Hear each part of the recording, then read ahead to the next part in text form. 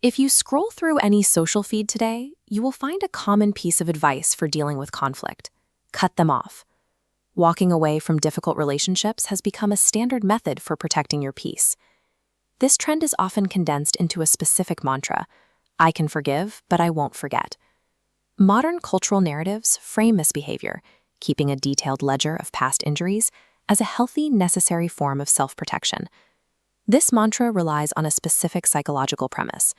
We believe that by keeping the memory of an injury alive, we create a shield that ensures we never allow the same harm to reach us again. This mental armor feels socially empowering, yet it miscalculates how the brain processes threat and time. Maintaining the memory of a slight functions as a biological toxin. It shares the appearance of armor, but it burns through the brain's internal environment. The phrase, "I can forgive but won't forget," describes a neurotoxic process that damages brain chemistry. To see the damage, we have to look at the mechanical processes triggered inside your skull when you refuse to let go of an offense. The process starts in the amygdala, the brain's threat detection center, constantly scanning for danger. Ruminating on a past offense triggers a physiological glitch. The amygdala cannot distinguish between the memory of a past argument and a present, active physical threat. This inability to separate past from present traps the brain in a loop, sounding an alarm for an attack that has already ended. Refusing to forget forces you to biologically relive trauma, keeping the body in a state of exhausting emergency. A hyperactive amygdala triggers the HPA axis, the network connecting your hypothalamus, pituitary, and adrenal glands, to initiate the body's primary stress response.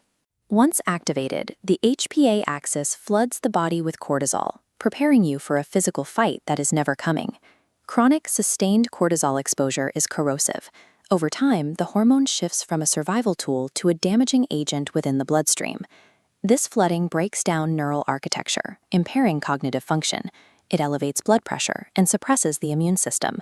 The shield of unforgiveness acts as a slow drip poison, eroding the physiological health it was intended to protect. The biological antidote is true forgiveness, executed by the dorsolateral prefrontal cortex, or DLPFC. This frontal lobe region governs reasoning and emotional regulation. Acting as the brain's executive braking system, it sends inhibitory signals to the hyperactive amygdala, restoring balance. Applying these cognitive brakes triggers an immediate neurochemical shift, halting the production of stress hormones. Instead, the brain releases GABA and serotonin, neurotransmitters acting as chemical tranquilizers.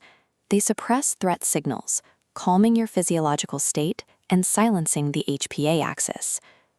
This shift provides a mechanical override of the brain's hardwired threat circuitry. This override leads to permanent changes through neuroplasticity, the brain's ability to reorganize its physical structure. Neural pathways grow stronger with use and weaken with neglect.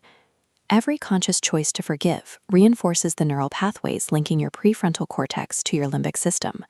You are physically strengthening the structures responsible for emotional regulation. Simultaneously, the pathways dedicated to reactive stress, anger, and rumination are starved of activity. The brain eventually prunes these connections away. Regular forgiveness builds a more stable brain architecture, improving how you will experience and manage future conflicts. While cultural views often frame forgiveness as a vulnerability, the neurobiological reality reveals a different truth. Letting go of an offense provides the only mechanical way to shut off the brain's self-destructive stress loop. Genuinely releasing a grudge ensures biological self-preservation.